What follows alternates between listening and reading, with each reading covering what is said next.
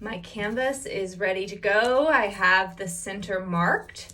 I have my stitch plan ready, marked up. I've decided my color palette. I'm ready to get stitching.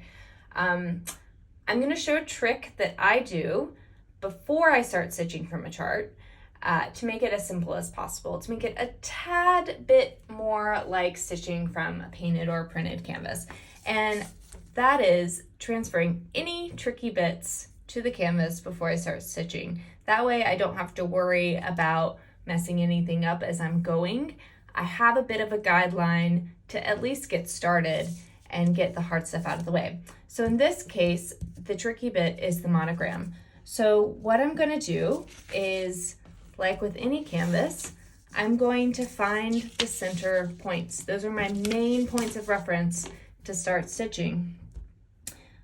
Here's the center on the chart, and here's center on the canvas. So what I'm gonna do is just take a pencil and I'm gonna lightly mark exactly like I bubbled in. I'm gonna mark each intersection where there should be a letter.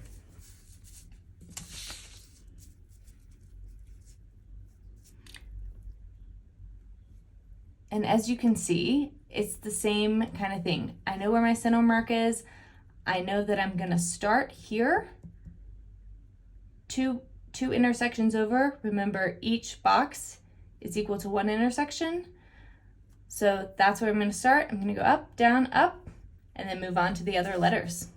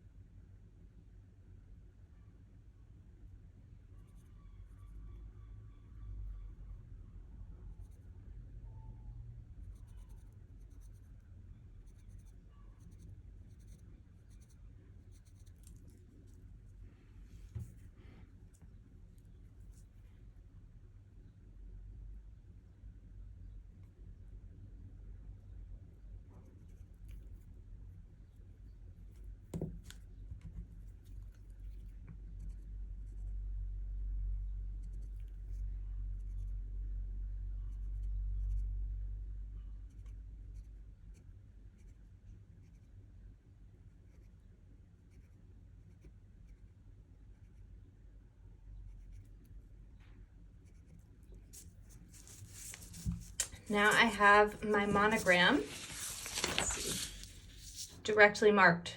So I can easily just go ahead and whip through stitching that. It's also a good anchor point for everything else. If I wanted to add in, you know, just a little bit of a central element, a central point, I could add in just a little reminder on where that stitch is. It looks like it's 3 rows up from the first stitch.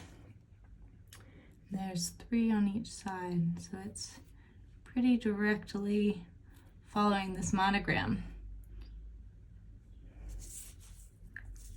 3 down, 1, 2, 3.